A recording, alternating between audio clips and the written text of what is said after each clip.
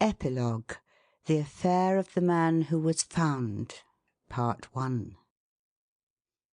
Mr. Maverick Narkom glanced up at the calendar hanging on the office wall, saw that it recorded the date as August the 18th, and then glanced back to the sheet of memoranda lying on his desk, and forthwith began to scratch his bald spot perplexedly. "I wonder if I dare do it?" he queried of himself in the unspoken words of thought. "It seems such a pity when the beggar's wedding day is so blessed near, and a man wants his last week of single blessedness all to himself, by James, if he can get it. Still, it's a case after his own heart. The reward's big, and would be a nice little nest egg to begin married life upon. Besides, he's had a fairly good rest as it is, when I come to think of it. Nothing much to do since the time when that Mauravanian business came to an end. I fancy he rather looked to have something come out of that in the beginning, from the frequent inquiries he made regarding what that Johnny Count Irma and the new Parliament were doing. But it never did. And now, after all that rest, and this a case of so much importance, gad, I believe I'll risk it. He can't do any more than decline. Yes, by James, I will." His indecision once conquered, he took the plunge instantly, caught up the desk telephone, called for a number, and 2 minutes later was talking to Cleek thus. "I say, old chap, don't snap my head off for suggesting such a thing at such a time, but I've a most extraordinary case on hand, and I hope to heaven that you will help me out with it." "What's that?" "Oh, come now, that's ripping of you, old chap, and I'm as pleased as Punch. What? Oh, get along with you. No more than you'd do for me under the same circumstances, I'll be sworn. Yes, to-day.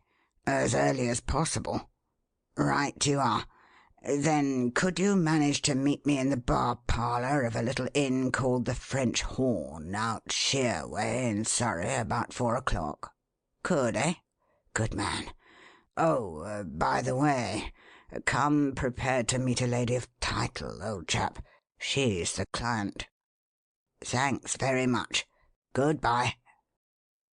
Then he hung up the receiver, rang for Lennard, and set about preparing for the journey forthwith. And this, if you please, was how it came to pass that when Mr. Maverick Narkom turned up at the French Horn that afternoon, he found a saddle horse tethered to a post outside, and Cleek, looking very much like one of the regular habitués of Rotten Row who had taken it into his mind to canter out into the country for a change, standing in the bar parlour window and looking out with appreciative eyes upon the broad stretch of green downs that billowed away to meet the distant hills. "My dear chap, how on earth do you manage it?" said the superintendent, eyeing him with open approval, not to say admiration. "I don't mean the mere putting on the clothes and looking the part. I've seen dozens in my time who could do that right enough. But the beggars always fell down when it came to the acting and the talking, while you I don't know what the dickens it is, nor how you manage to get it, but there's a certain something or other in your bearing, your manner, your look, when you tackle this sort of thing, that I always believed a man had to be born to and couldn't possibly acquire in any other way." "There you are wrong, my dear friend. It is possible, as you see. That is what makes the difference between the mere actor and the real artiste," replied Cleek, with an air of conceited self-appreciation which was either a clever illusion or an exhibition of great weakness. "If one man might not do these things better than another man, we should have no Irvings to illuminate the stage, and acting would drop at once from its place among the arts to the undignified level of a tawdry trade. And now, as our American cousins say, let's come down to brass tacks. What's the case, and who's the lady?" The widow of the late Sir George Essington, and grandmother of the young gentleman in whose interest you are to be consulted." "Grandmother, eh? Then the lady is no longer young?" "Not as years go, although to look at her you would hardly suspect that she is a day over 35. The gentleman with the hour-glass has dealt very, very lightly with her. Where he has failed to be considerate, however, the ladies who conduct certain parlours in Bond Street have come to the rescue in fine style." "Oh, she is that kind of woman, is she?" said Cleek, with a pitch of the shoulders. "I have no patience with the breed. As if there was anything more charming than a dear, wrinkly old grandmother who bears her years gracefully and fusses over her children's children like an old hen with a brood of downy chicks. But a grandmother who goes in for wrinkle eradicators, cream of lilies, skin tighteners, milk of roses, and things of that kind. It has been my experience, Mr. Narkom, that when a woman has any real cause for worrying over the condition of her face, she usually has a just one to be anxious over that of her soul. So this old lady is one of the face painters, is she?" "My dear chap, let me correct an error. A grandmother her ladyship may be, but she is decidedly not an old one. I believe she was only a mere girl when she married her late husband. At any rate, she certainly can't be a day over 45 at the present moment. A frivolous and a recklessly extravagant woman she undoubtedly is. Indeed, her extravagances helped as much as anything to bring her husband into the bankruptcy court before he died. But beyond that, I don't think there's anything particularly wrong with her soul." "Possibly not. There's always an exception to every rule," said Cleek. "Her ladyship may be the shining exception to this unpleasant one of the face painters. Let us hope so. English, is she?" "Oh, yes. That is, her father was English, and she herself was born in Buckinghamshire. Her mother, however, was an Italian, a lineal descendant of a once great and powerful Roman family named de Catani." "Which," supplemented Cleek with one of his curious one-sided smiles, "through an anti-papal union between Pope Alexander VI and the beautiful Giovanna de Catani, otherwise Vanozza, gave to the world those two arch-poisoners and devils of iniquity, Cæsar and Lucretia Borgia. Lady Essington's family tree supplies a mixture which is certainly unique. A fine, fruity English pie with a rotten apple in it. If her ladyship has inherited any of the beauty of her famous ancestress, for in 1490, when she flourished, Giovanna de Catani was said to be the most beautiful woman in the world, she should be something good to look upon." "She is," replied Narkom. "You'll find her, when she comes, one of the handsomest and most charming women you ever met." "Ah, then she has inherited some of the attractions and accomplishments of her famous forebears. I wonder if there has also come down to her as well the formula of those remarkable secret poisons for which Lucretia Borgia and her brother Cæsar were so widely famed. They were marvellous things, those Borgia decoctions. Marvellous and abominable." "Horrible," agreed Narkom, a curious shadow of unrest coming over him at this subject rising at this particular time.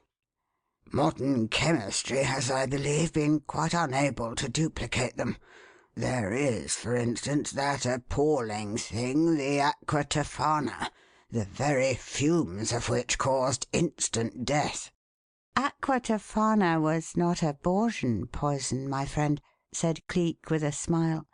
"It was discovered more than 200 years after their time, in 1668 to be exact, by one Jean Baptiste de Gaudin, Seigneur de Sainte Croix, the paramour and accomplice of that unnatural French fiend, Marie Marquise de Brinvilliers. Its discoverer himself died through dropping the glass mask from his face and inhaling the fumes while he was preparing the hellish mixture. The secret of its manufacture did not, however, die with him. Many chemists can to day reproduce it. Indeed, I myself could give you the formula were it required." "You? Gad, man, what don't you know? In heaven's name, Cleek, what caused you to dip into all these unholy things?" "The same impulse which causes a drowning man to grip at a straw, Mr. Narkom. The desire for self-preservation. Remember what I was in those other days, and with whom I associated. Believe me, the statement that there is honour among thieves is a pleasant fiction and nothing more. For once a man sets out to be a professional thief, he and honour are no longer on speaking terms. I never could be wholly sure with that lot, and my biggest coups were always a source of danger to me after they had been successfully completed.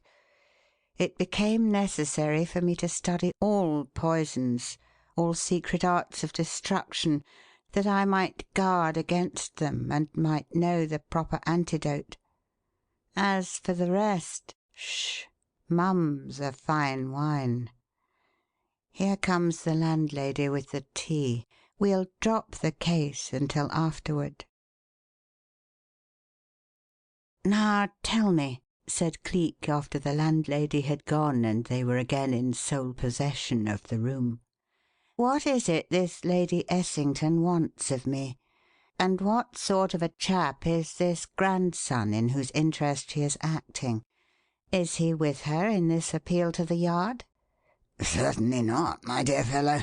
Why, he's little more than a baby, not over 3 at the most. Ever hear anybody speak of the Golden Boy, old chap?" "What, the baby Earl of Strathmere? The little chap who inherited a title and $1 million through the drowning of his parents in the wreck of the yacht Mystery?" "That's the little gentleman.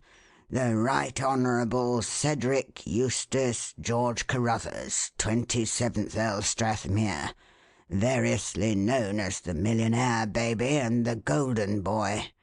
His mother was Lady Essington's only daughter. She was only 18 when she married Strathmere, only 22 when she and her husband were drowned a little over a year ago." "Early enough to go out of the world, that, poor girl," said Cleek sympathetically. "And to leave that little shaver all alone, robbed at one blow of both father and mother. Hard lines, my friend, hard lines.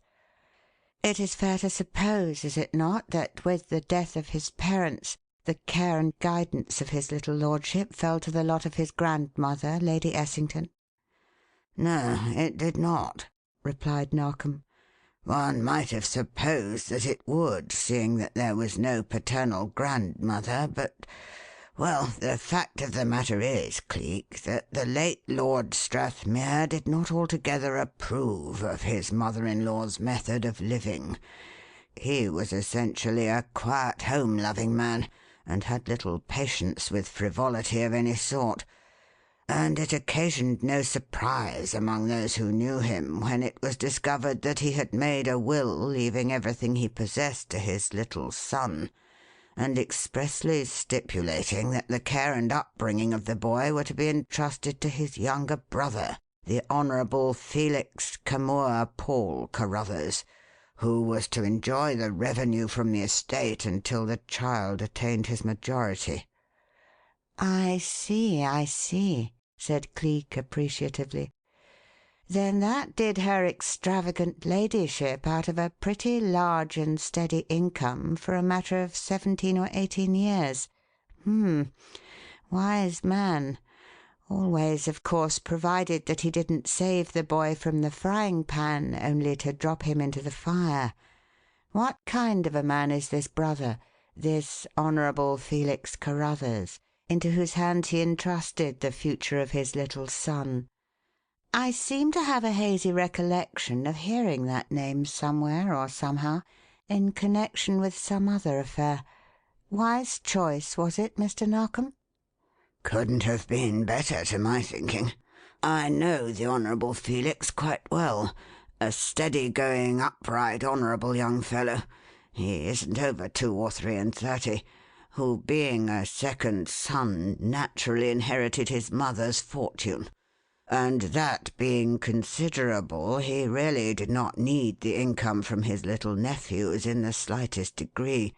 However, he undertook the charge willingly, for he is much attached to the boy, and he and his wife, to whom he was but recently married, by the way, entered into residence at his late brother's splendid property, Bosquidel Priory, just over on the other side of those hills.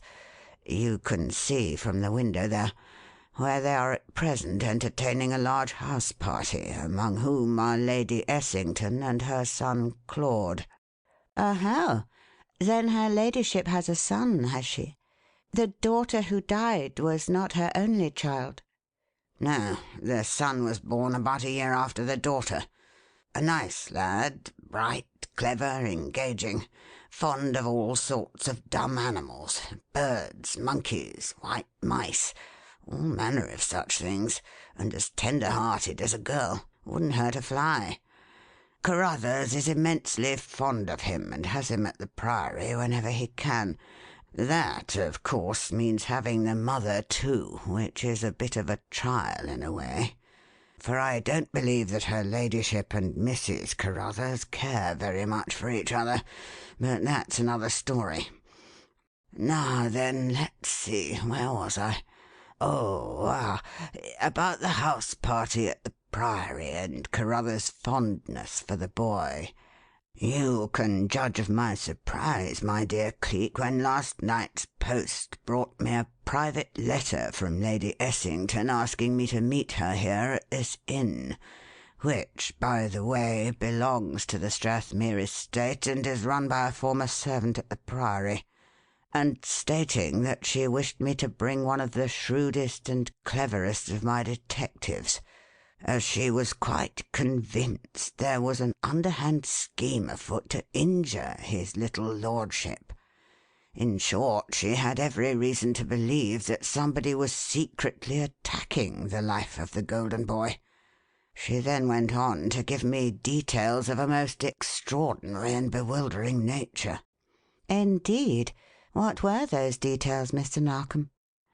"Let her tell you for herself. Here she is," replied the superintendent, as a veiled and cloaked figure moved hurriedly past the window, and he and Cleek had barely more than pushed back their chairs and risen when that figure entered the room. A sweep of her hand carried back her veil, and Cleek, looking round, saw what he considered one of the handsomest women he had ever beheld.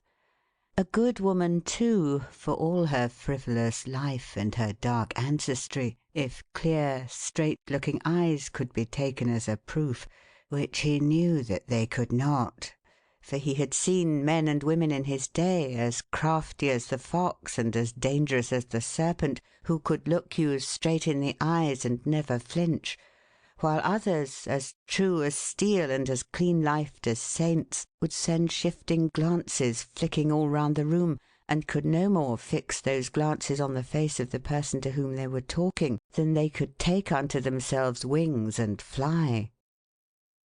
But good or ill, whichever the future might prove this lovely lady to be, one thing about her was certain: she was violently agitated, and nervousness was making her shake perceptibly and breathe hard like a spent runner. "It is good of you to come, Mr. Narkom," she said, moving forward with a grace which no amount of excitement could dispel or diminish, the innate grace of the woman born to her station and schooled by Mother Nature's guiding hand. "I had hoped that I might steal away and come here to meet you unsuspected, but secretly as I wrote, carefully as I planned this thing, I have every reason to believe that my efforts are suspected, and that I have indeed been followed.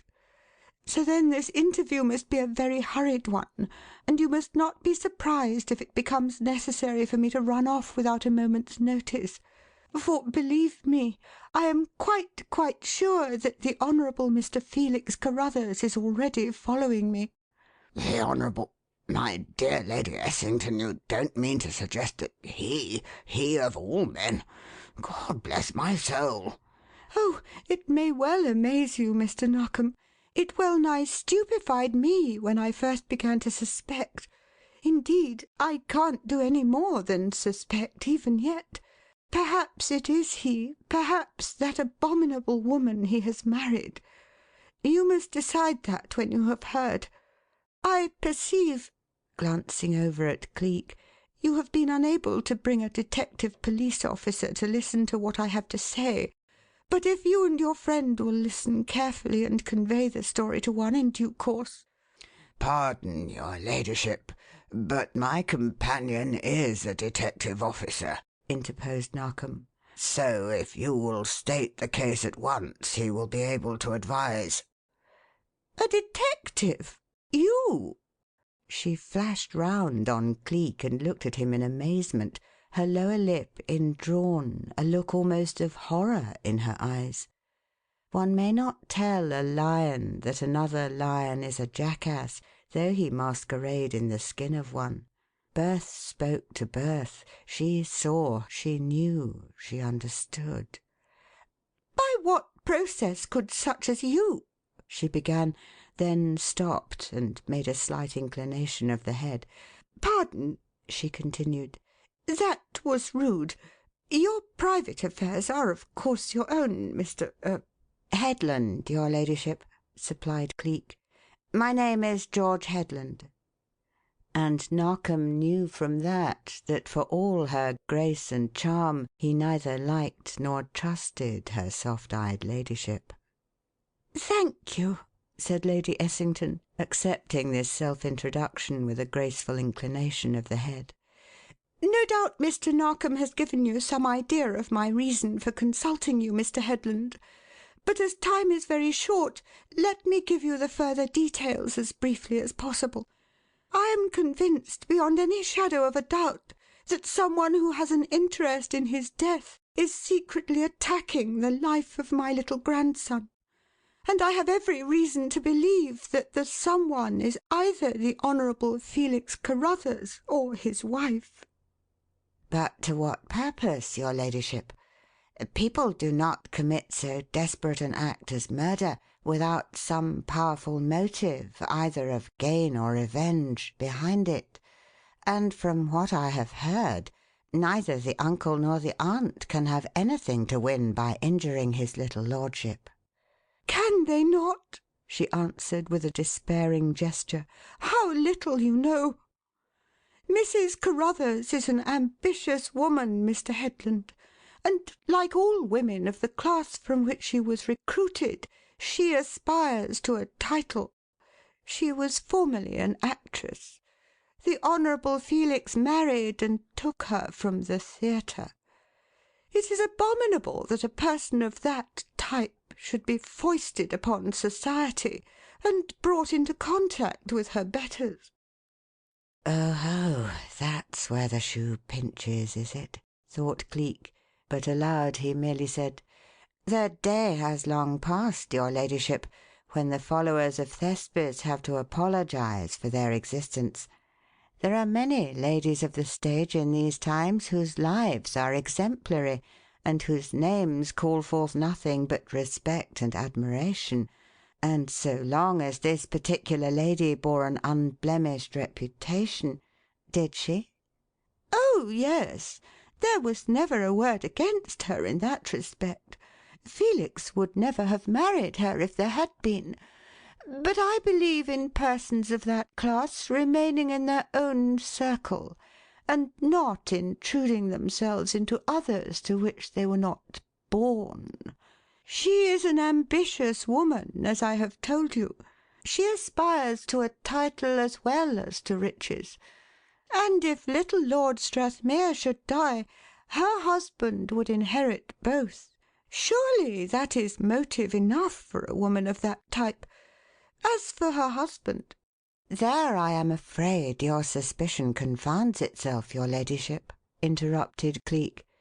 "I am told that the Honourable Mr. Carruthers is extremely fond of the boy, besides which, being rich in his own right, he has no reason to covet the riches of his brother's baby son." "Pardon me. 'Was rich' is the proper expression, not 'is,' Mr. Headland. The failure, a fortnight or so ago, of the West Coast Diamond Mining Company, in which the greater part of his fortune was invested, and of which he was the chairman, has sadly crippled his resources, and he has now nothing but the income from his nephew's estate to live upon." Just so," said Cleek, pinching his chin. "Now I recollect what made the name seem familiar, Mr. Narkom. I remember reading of the failure, and of the small hope that was held out of anything being saved from the wreckage. Still, the income from the Strathmere estate is enormous, and by dint of care in the 17 or 18 years which must elapse before his little lordship comes of age—" "He will never come of age. He will be killed first. He is being killed now," interposed Lady Essington agitatedly. "Oh, Mr. Headland, help me. I love the boy. He is my own child's child. I love him as I never loved anything else in all the world. And if he were to die, dear God, what should I do? And he is dying. I tell you he is. And they won't let me go near him. They won't let me have him all to myself, these two. If his cries in the night wring my heart and I run to his nursery, one or the other of them is always there, and never for one moment will they let me hold him in my arms nor be with him alone." Cries out in the night, does he, your ladyship? What kind of cries? Those of fright or of pain?" "Of pain. Of excruciating pain. It would wring the heart of a stone to hear him. And though there is never a spot of blood nor a sign of violence, he declares that someone comes in the night and sticks something into his neck. Something which, in his baby way, he likens to a long, long needle that goes right through my neck and sets other needles pricking and pricking all down my arm." "Hello! What's that? Let's have that again, please," rapped out Cleek before he thought, then recollected himself and added apologetically, "I beg your ladyship's pardon, but I am apt to get a little excited at times. Something like a needle being run into his neck, eh? And other needles continuing the sensation down the arm? Had a doctor called in?" "No. I wished to, but neither the uncle nor aunt would let me do so. They say it is nothing, a mere growing pain which he will overcome in time. But it is not. I know it is not. If it were natural, why did it never manifest itself before the failure of that wretched Diamond Company? Why did it wait to begin until after the Honourable Felix Carruthers had lost his money? And why is it going on night after night ever since? Why has he begun to fail in health, to change from a happy, laughing, healthy child into a peevish, fretful, constantly complaining one? I tell you they are killing him, those two. I tell you they are using some secret diabolical thing which is sapping his very life. And if—" She stopped and sucked her breath in with a little gasp of fright, and whisking down her veil, turned and made hurriedly for the door. "I told you he guessed. I told you I should be followed," she said in a shaking voice. "He is coming, that man, along the road there. Look through the window and you will see. Oh, come to my assistance, Mr. Headland. Find some way to do it, for God's sake. Good-bye." Then the door opened and shut, and she was gone, darting out from the rear of the inn into the shelter of the scattered clumps of furze bushes and the thick growth of bracken which covered the downs, and running like a hare pursued. "Well, what do you make of it, old chap?" asked Narkom anxiously, turning to Cleek after ascertaining past all doubt that the Honourable Felix Carruthers was riding up the road toward the French Horn. "Oh, a crime beyond doubt," he replied. "But whose I am in no position to determine at present. 100 things might produce that stabbing sensation in the neck, from the prick of a pinpoint dipped in curare to a smear of the Pope's balm, that hellish ointment of the Borgias. And so that's the Honourable Felix Carruthers, is it? Keep back from the window, my friend. When you are out gunning for birds, it never does to raise an alarm, and we should be hard put to it to explain our presence here at this particular time if he were to see you." "My dear chap, you don't surely mean that you think he is really at the bottom of it?" began Narkom in surprise. But before he could say a word further, that surprise was completely overwhelmed by another and a greater one. For the Honourable Felix had reined in and dismounted at the French Horn's door, and with a clear voiced "No, don't put him up. I shan't be long, Betty. Just want a word or two with some friends I'm expecting," walked straightway into the bar parlour and advanced toward the superintendent with hand outstretched. "Thank God you got my letter in time, Mr. Narkom," he said with a breath of intense relief. "Although I sent it by express messenger, it was after 3 o'clock, and I was afraid you wouldn't. What a friend you are to come to my relief like this. I shall owe you a debt no money can repay. This, then, is the great and amazing Cleek, is it? I thank you, Mr. Cleek. I thank you from the bottom of my heart for accepting the case. Now we shall get to the bottom of the mystery, I am sure." It was upon the tip of Narkom's tongue to inquire what he meant by all this, but Cleek, rightly suspecting that the letter to which he alluded had been delivered at the Yard after the superintendent's departure, jumped into the breach and saved the situation. "Very good of you indeed to place such great reliance in me, Mr. Carruthers," he said. "We had to scramble for it, Mr. Narkom and I, the letter was so late in arriving, but thank fortune we managed to get here, as you see. And now, please, may I have the details of the case?" He spoke guardedly, lest it should be upon some matter other than the interest of the Golden Boy, and to prevent the Honourable Felix from guessing that he had already been approached upon that subject by Lady Essington. It was not some other matter, however. It was, again, the mystery of the secret attacks upon his little lordship he was asked to dispel. And the Honourable Felix, plunging forthwith into the details connected with it, gave him exactly the same report as Lady Essington had done. "Come to the rescue, Mr. Cleek," he finished rather excitedly. "Both my wife and I feel that you and you alone are the man to get at the bottom of this diabolical thing. And the boy is as dear to us as if he were our own.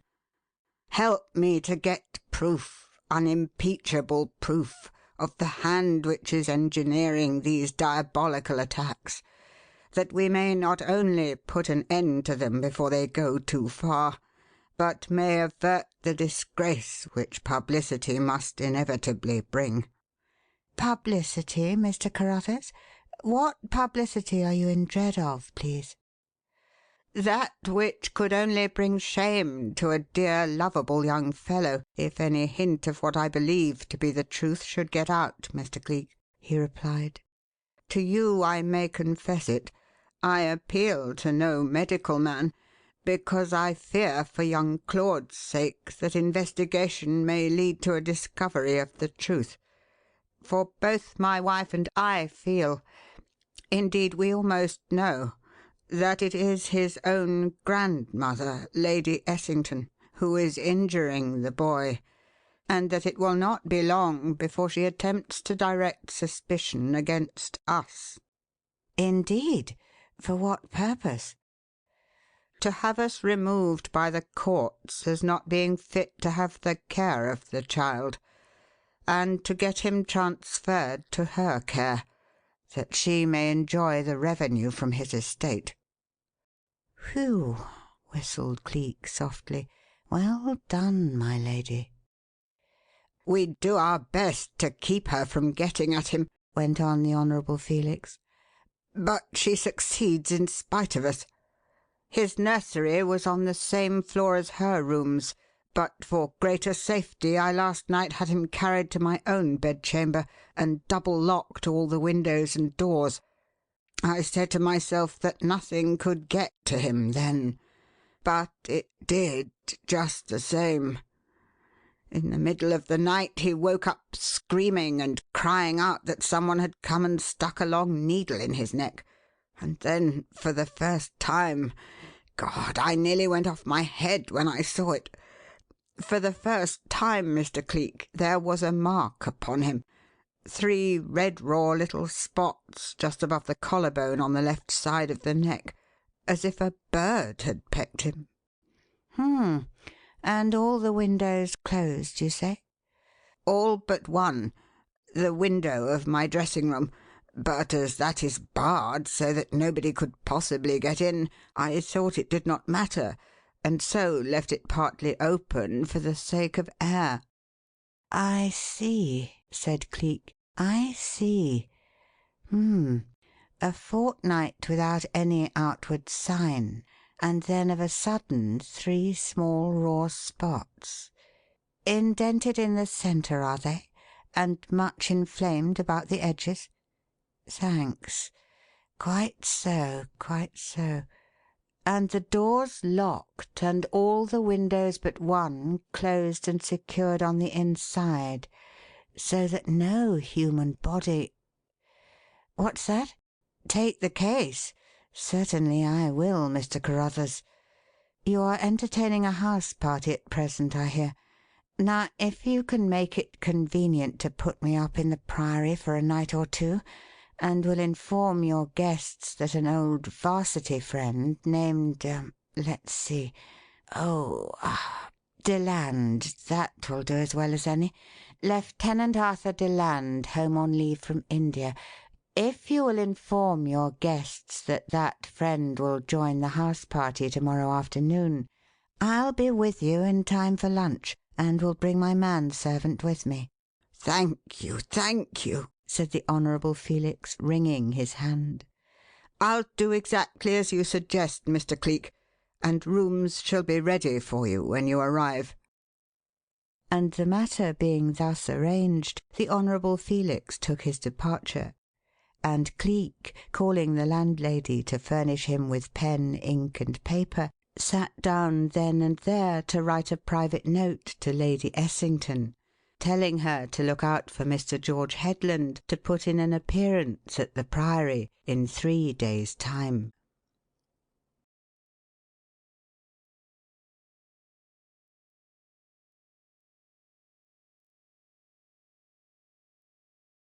Epilogue: The Affair of the Man Who Was Found, Part II. It was exactly 1:30 o'clock when Lieutenant Arthur Deland, a big, handsome, fair-haired, fair-moustached fellow with the stamp of the Army all over him, turned up at Boscydell Priory with an undersized Indian servant and an oversized kit, and was presented to his hostess and to the several members of the house party, by all of whom he was voted a decided acquisition before he had been an hour under the Priory's roof. It is odd how one's fancies sometimes go.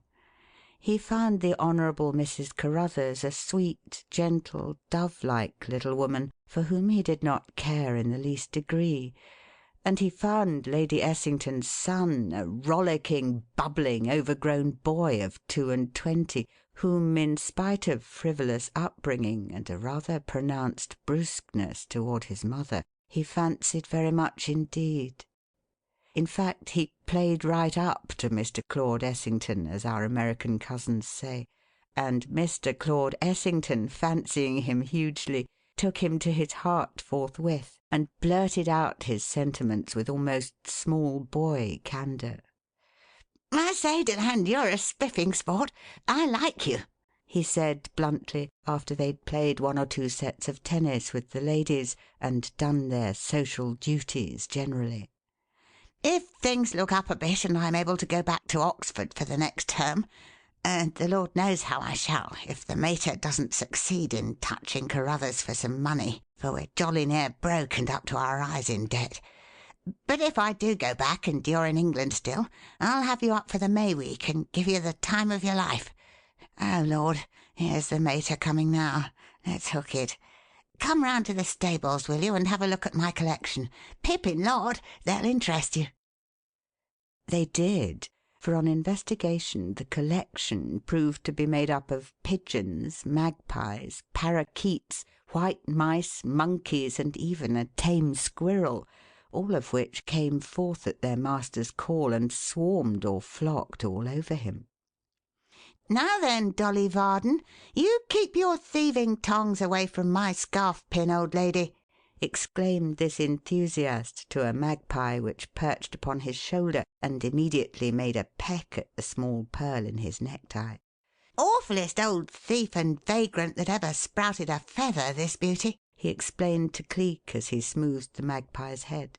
"Steal your eye teeth if she could get at them, and goes off on the loose like a blessed wandering gypsy. Lost her for 3 days and nights a couple of weeks ago, and the Lord knows where the old vagrant put in her time. What's that? The white stuff on her beak? Blest if I know. Been pecking at a wall or something, I reckon. And hello! There's Carruthers and his little lordship strolling about hand in hand. Let's go and have a word with them. Strathmere's amazingly fond of my mice and birds." With that he walked away with the mice and the monkeys and the squirrel clinging to him, and those of the birds that were not perched upon his shoulders or his hands circling around his head with a flurry of moving wings. Cleek followed.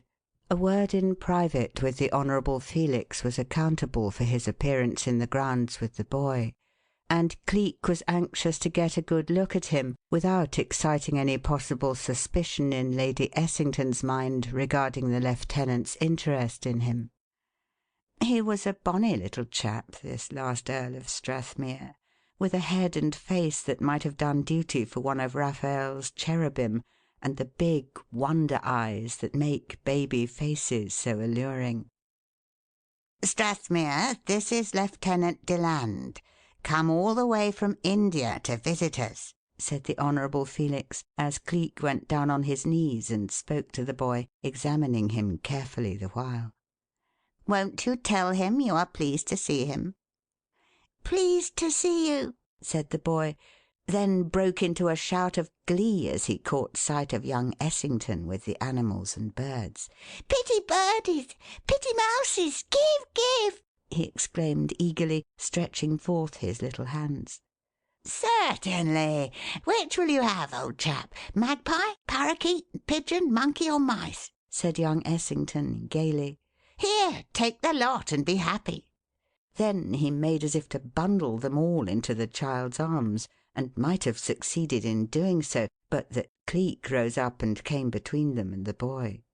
"Do have some sense, Essington," he rapped out sharply. "Those things may not bite nor claw you, but one can't be sure when they are handled by some one else. Besides, the boy is not well, and he ought not to be frightened." "Sorry, old chap. Always putting my foot into it. But Strathmere likes 'em, don't you, bonny boy? And I didn't think." "Take them back to the stables, and let's have a go at billiards for an hour or two before tea," said Cleek, turning as Essington walked away, and looking after him with narrowed eyes and lips indrawn. When man and birds were out of sight, however, he made a sharp and sudden sound, and almost in a twinkling his Indian servant slipped into sight from behind a nearby hedge. "Get round there and examine those birds after he's left them," said Cleek in a swift whisper. "There's one, a magpie, with something smeared on its beak. Find out what it is and bring me a sample. Look sharp." "Right you are, sir," answered in excellent Cockney the undersized person addressed. I'll spread one of me famous tickled tootsies and nip in and ketch the bloomin' hawk as soon as Sir Joss's back is turned, governor. I'm off, as the squib said to the match when it started blowing of him up." Then the face disappeared again, and the child and the two men were again alone together. "Good God, man!" exclaimed the Honourable Felix in a lowered voice of strong excitement. "You can't possibly believe that that dear lovable boy— Oh, it is beyond belief." "Nothing is beyond belief in my line, my friend. Recollect that even Lucifer was an angel once. I know the means employed to bring about this," touching softly the 3 red spots on his little lordship's neck, "but I have yet to decide how the thing is administered and by whom. Frankly, I do not believe it is done with a bird's beak, though that, too, is possible, wild as it seems. But by this time to-morrow I promise you the riddle shall be solved. Shh! Don't speak. He's coming back. Take the boy into your own room to-night, but leave the door unfastened. I'm coming down to watch by him with you. Let him first be put into the regular nursery, however.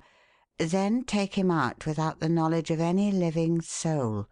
Of any, you hear? And I will be with you before midnight." That night 2 curious things happened. The first was that at 7:15, when Martha, the nursemaid, coming up into the nursery to put his little lordship to bed, found Lieutenant Deland, who was supposed to be dressing for dinner at the time, standing in the middle of the room looking all about the place. "Don't be startled, Nurse," he said, as he looked round and saw her.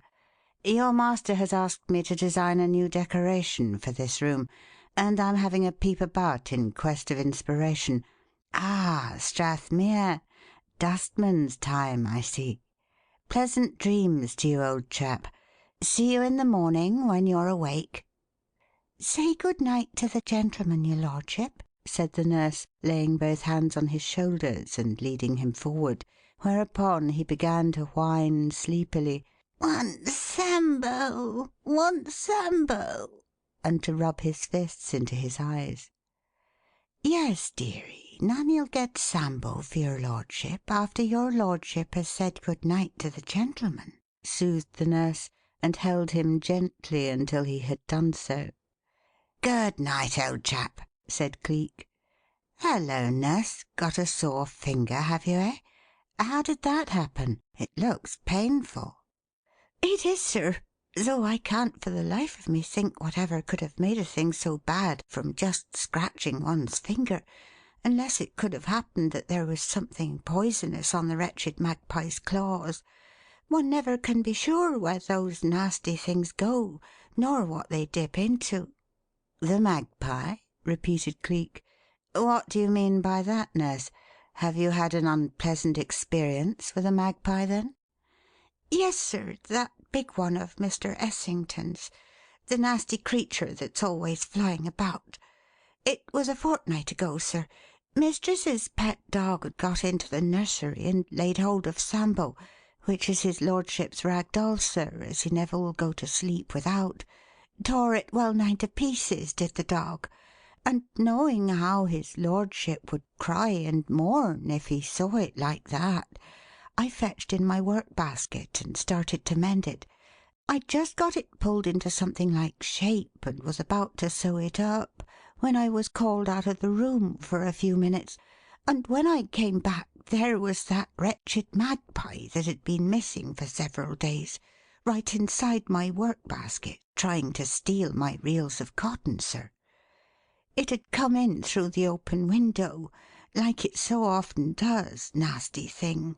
I loathe magpies, and I believe that one knows it. Anyway, when I caught up a towel and began to flick at it to get it out of the room, it turned on me and scratched or pecked my finger, and it's been bad ever since. Cook says she thinks I must have touched it against something poisonous after the skin was broken. Maybe I did, sir, but but I can't think what." Cleek made no comment, merely turned on his heel and walked out of the room. The second curious thing occurred between 9 o'clock and half-past, when the gentlemen of the party were lingering at the table over postprandial liqueurs and cigars, and the ladies had adjourned to the drawing-room. A recollection of having carelessly left his kit-bag unlocked drew Cleek to invent an excuse for leaving the room for a minute or two, and sent him speeding up the stairs. The gas in the upper halls had been lowered while the members of the household were below. The passages were dim and shadowy, and the thick carpet on halls and stairs gave forth never a murmur of sound from under his feet, nor from under the feet of yet another person who had gone like he, but by a different staircase, to the floors above. It was, therefore, only by the merest chance that he looked down one of the passages in passing, and saw a swift-moving figure, a woman's, cross it at the lower end and pass hastily into the nursery of the sleeping boy. And whether her purpose was a good or an evil one, it was something of a shock to realise that the woman who was doing this was the Honourable Mrs. Carruthers. He locked the kit-bag and went back to the dining-room just as the little gathering was breaking up, and Mr. Claude Essington, who always fed his magpies and his other pets himself, was bewailing the fact that he had forgotten the beauties until this minute, and was smoothing out an old newspaper in which to wrap the scraps of cheese and meat he had sent the butler to the kitchen to procure. The Honourable Felix looked up at Cleek with a question in his eye. "No," he contrived to whisper in reply. "It was not anything poisonous, merely candle wax. The bird had flown in through the storeroom window, and the housekeeper caught it carrying away candles one by one." The Honourable Felix made no response, nor would it have been heard had he done so, for just at that moment young Essington, whose eye had been caught by something in the paper, burst out into a loud guffaw. "I say, this is rich. Listen here, you fellows. Lay you a tenner that the chap who wrote this was a paddywhack, for a finer bull never escaped from a Tipperary paddock. Lost somewhere between Portsmouth and London, or some other spot on the way. A small black leather bag containing a death certificate, and some other things of no value to anybody but the owner. Finder will be liberally rewarded if all contents are returned intact to DJO''M, 425 Savile Row West. There's a beautiful example of English as she is advertised for you. And if Hello, Deland, old chap, what's the matter with you?" For Cleek had suddenly jumped up, and, catching the Honourable Felix by the shoulder, was hurrying him out of the room. Just thought of something, that's all. Got to make a run. Be with you again before bedtime," he answered evasively. But once on the other side of the door, "Write me down an ass," he quoted, turning to his host. "No, don't ask any questions. Lend me your auto and your chauffeur. Call up both as quickly as possible. Wait up for me. And keep your wife and Lady Essington and her son waiting up, too. I said to morrow I would answer the riddle, did I not? Well, then, if I'm not the blindest bat that ever flew, I'll give you that answer to night." Then he turned round and raced upstairs for his hat and coat, and 10 minutes later was pelting off Londonward as fast as a 1,000-pound Panhard could carry him. It was close to 1 o'clock when he came back and walked into the drawing-room of the Priory, accompanied by a sedate and bespectacled gentleman of undoubted Celtic origin, whom he introduced as Dr. James O'Malley, ladies and gentlemen, M.D., Dublin. Lady Essington and her son acknowledged the introduction by an inclination of the head, the Honourable Felix and Mrs. Carruthers ditto. Then her ladyship's son spoke up in his usual blunt, outspoken way. "I say, Deland, what's in the wind?" he asked. "What lark are you up to now? Felix says you've got a clinking big surprise for us all, and here we are, dear boy, all primed and ready for it. Let's have it, there's a good chap." "Very well, so you shall," he replied. "But first of all, let me lay aside a useless mask and acknowledge that I am not an Indian Army officer. I am a simple police detective, sometimes called George Headland, your ladyship, and sometimes—" "George Headland!" she broke in sharply, getting up and then sitting down again, pale and shaken. "And you came after all! Oh, thank you, thank you! I know you would not confess this unless you have succeeded. Oh, you may know at last, you may know," she added, turning upon the Honourable Felix and his wife. "I sent for him. I brought him here. I want to know, and I will know, whose hand it is that is striking at Strathmere's life. My child's child, the dearest thing to me in all the world. I don't care what I suffer. I don't care what I lose. I don't care if the courts award him to the veriest stranger, so that his dear little life is spared, and he is put beyond all danger for good and all." Real love shone in her face and eyes as she said this, and it was the certainty of that which surprised Carruthers and his wife as much as the words she spoke. "Good heavens, is this thing true?" The Honourable Felix turned to Cleek as he spoke.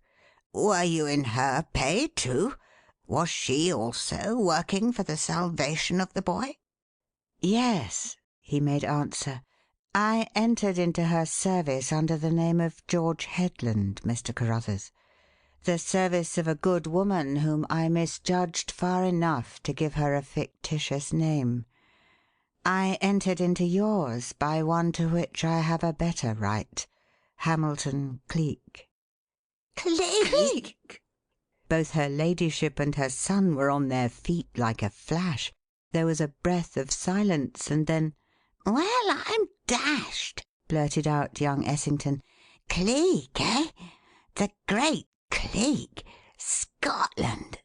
and sat down again, overcome. "Yes, Cleek, my friend. Cleek, ladies and gentlemen all. And now that the mask is off, let me tell you a short little story which no, pardon, Mr. Essington. Don't leave the room, please. I wish you, too, to hear." "Wasn't going to leave it. Only going to shut the door."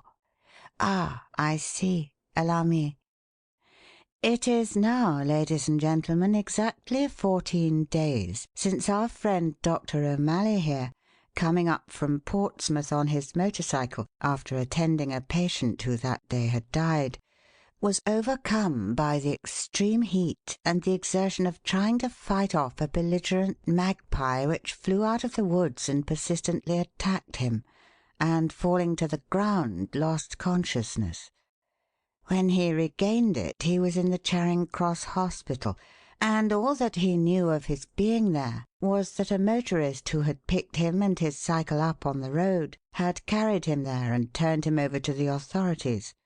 He himself was unable, however, to place the exact locality in which he was travelling at the time of the accident. Otherwise we should not have had that extremely interesting advertisement which Mr. Essington read out this evening.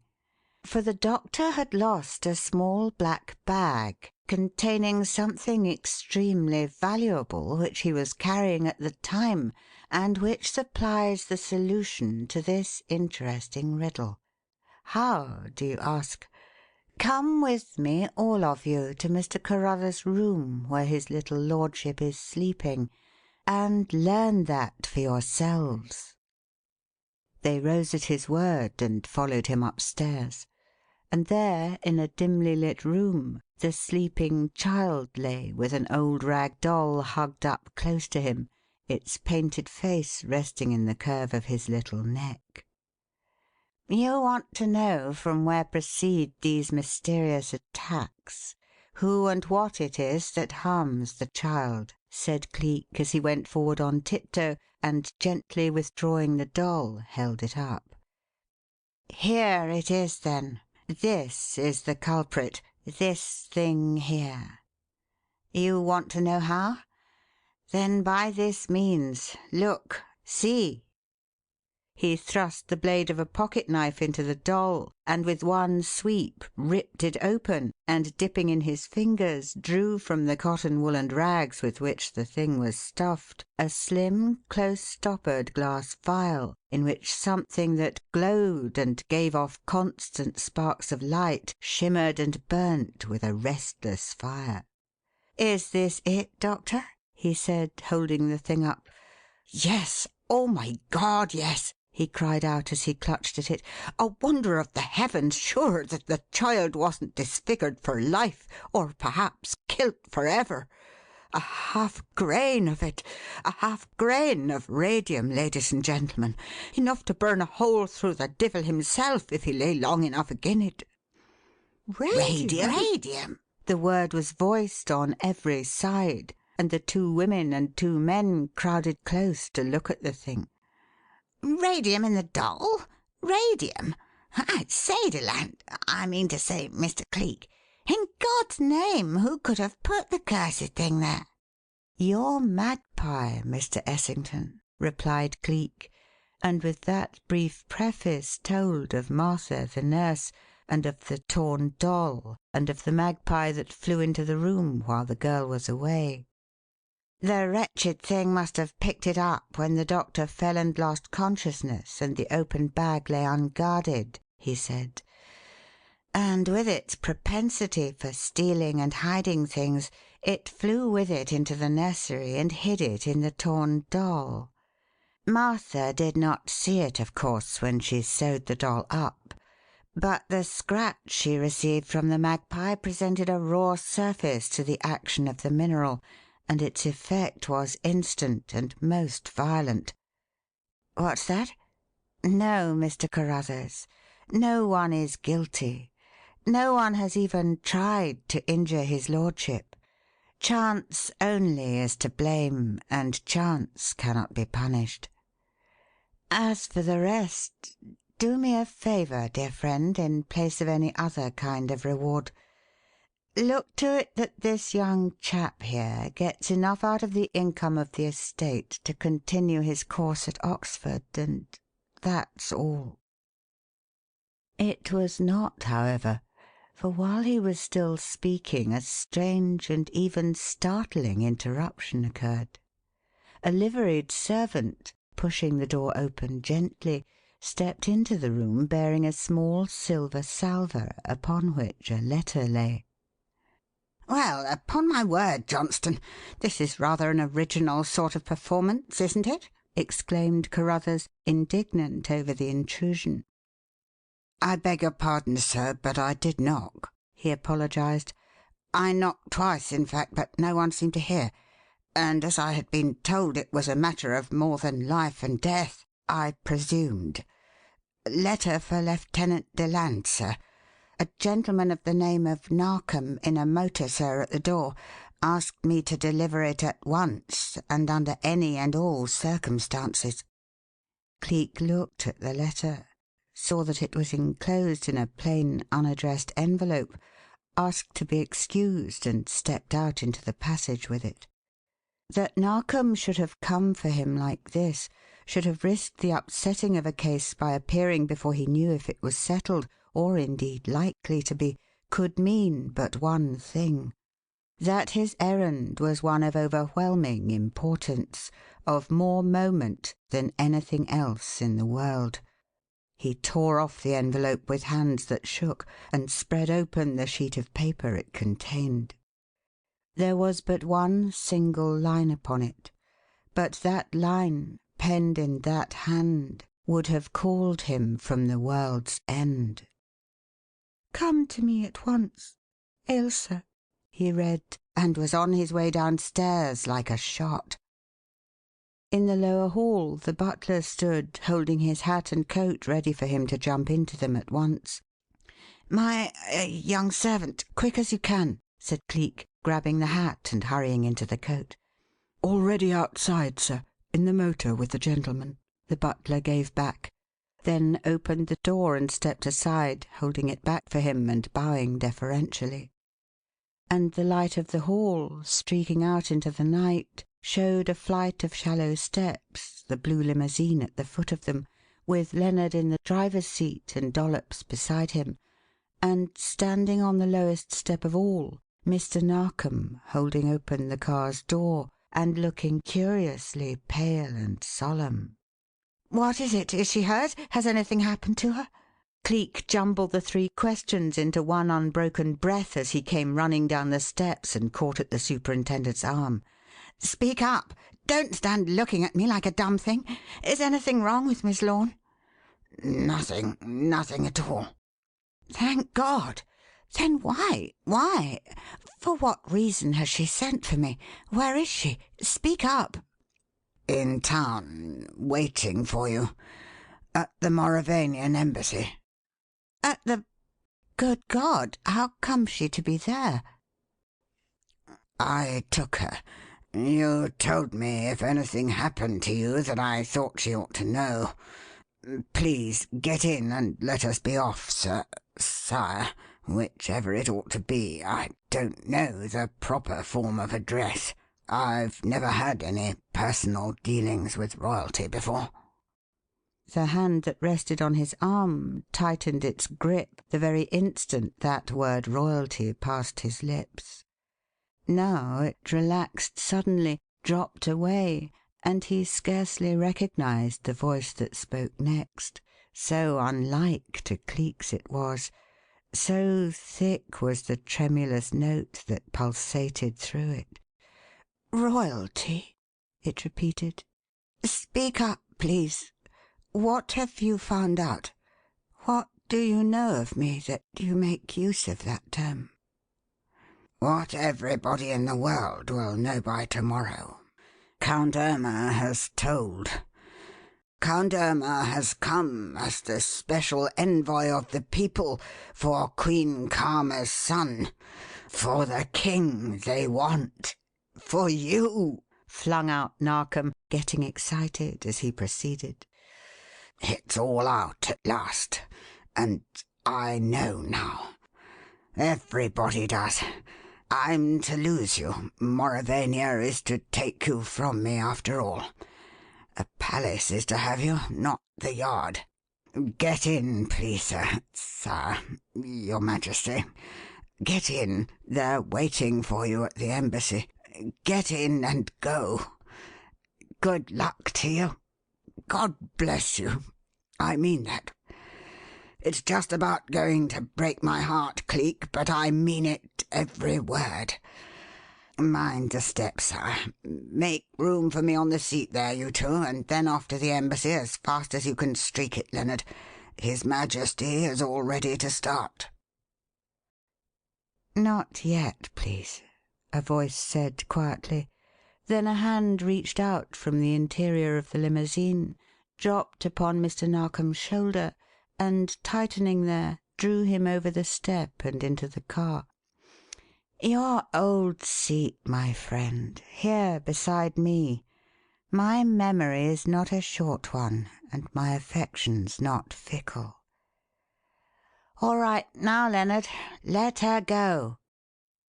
Then the door closed with a smack, the limousine came round with a swing, and just as in those other days when it was the law that called, not the trumpet peal from a throne, the car went bounding off at the good old mile-a-minute clip on its fly-away race for London.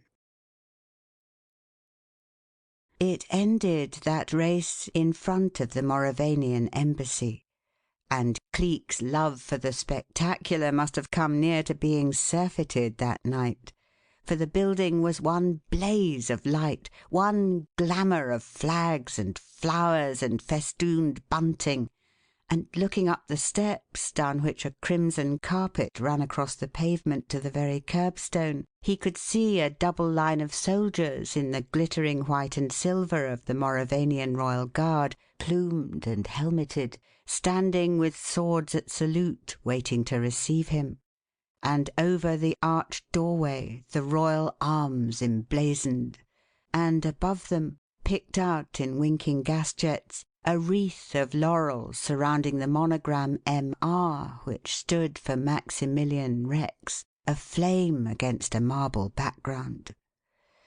"Here we are at last, sir," said Narkom as the car stopped. He had learned by this time that sire belonged to the stage in the Middle Ages, and alighting held back the door that Cleek might get out. Afterward he declared that that was the proudest moment of his life, for if it was not the proudest of Cleek's, his looks belied him. For as his foot touched the crimson carpet, a band within swung into the stately measure of the Mauravanian national anthem, an escort came down the hall and down the steps and lined up on either side of him, and if ever man looked proud of his inheritance, that man was he. He went on up the steps and down the long hall with a chorus of "Vivat Maximilian! Vivat le Roi!" following him, and the sound of the national anthem ringing in his ears. Then, all of a moment, the escort fell back, doors opened, he found himself in a room that blazed with lights, that echoed with the sound of many vivats, the stir of many bodies, and, looking about, saw that he was surrounded by a kneeling gathering, and that one man in particular was at his feet sobbing. He looked down and saw that that man was Irma, and smiled and put out his hand. The Count bent over and touched it with his lips. "Majesty, I never forgot. Majesty, I worked for it, fought for it, ever since that night," he said. "I would have fought for it ever if it need have been. But it was not. See, it was not. It was God's will, and it was our people's." "My people's," Cleek repeated, his head going back, his eyes lighting with a pride and a happiness beyond all telling. "Oh, Mauravania, dear land, dear country, mine again." But hardly had the ecstasy of that thought laid its spell upon him when there came another not less divine, and his eyes went round the gathering in quest of one who should be here at his side to share this glorious moment with him. She had come for that purpose. Narkom had said so. Where was she, then? Why did she hold herself in the background at such a time as this? He saw her at that very moment.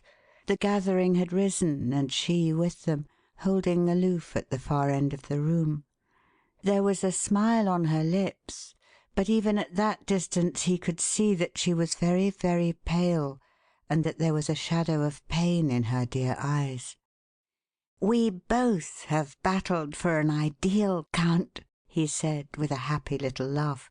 "Here is mine. Here is what I have fought for." And crossing the room, he went straight to Ailsa, with both hands outstretched to her and his face fairly beaming. But it needed not the little shocked breath he heard upon all sides to dash that bright look from his face and to bring him to a sudden halt. For at his coming, Ailsa had dropped the deep curtsy which is the due of royalty, and was moving away from him backward, which is royalty's due also. "Ailsa," he said, moving toward her with a sharp and sudden step. "Ailsa, don't be absurd. It is too silly to think that forms should stand with you, too. Take my hand. Take it." "Your Majesty." "Take it, I tell you," he repeated almost roughly. "Good God! Do you think that this can make any difference? Take my hand. Do you hear?" She obeyed him this time, but as her fingers rested upon his, he saw that they were quite ringless, that the sign of their engagement had been removed, and caught her to him with a passionate sort of fierceness that was a reproach in itself. could you think so meanly of me? Could you?" he cried. "Where is the ring?" "In my pocket. I took it off when I heard." "Put it on again. Or, no, give it to me and let me do that myself, here before them all.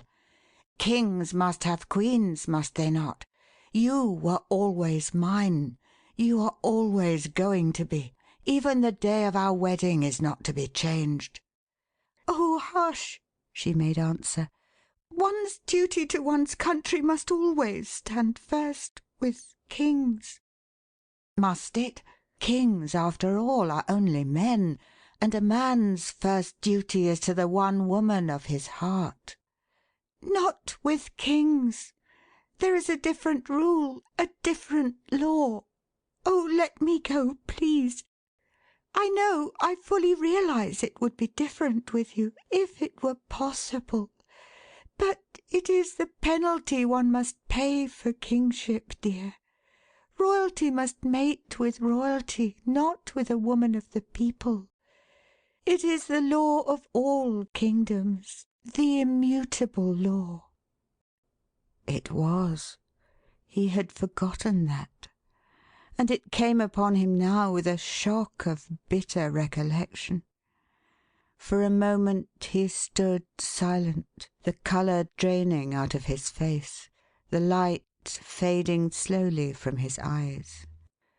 Then, of a sudden, he looked over the glittering room and across its breadth at Irma. "It would not be possible, then?" he asked. Not as a royal consort, sir. The people's choice in that respect would lie with the hereditary princess of Danubia. I have already explained that to mademoiselle. But if it should be your Majesty's pleasure to take a morganatic wife—" "Cut that!" rapped in Cleek's voice, like the snap of a whiplash. "So, then, one is to sell one's honour for a crown, break a woman's life for a kingdom, and become a royal adulterer for the sake of a throne and sceptre." "But, Majesty, one's duty to one's country is a sacred thing." "Not so sacred as one's Redeemer, Count, and under God here is mine," he threw back heatedly. "Mauravania forgot once. She will forget again. She must forget. My lords and gentlemen, I decline her flattering offer. My only kingdom is here, in this dear woman's arms. Walk with me, Ailsa. Walk with me always. You said you would. Walk with me, dear, as my queen and my wife."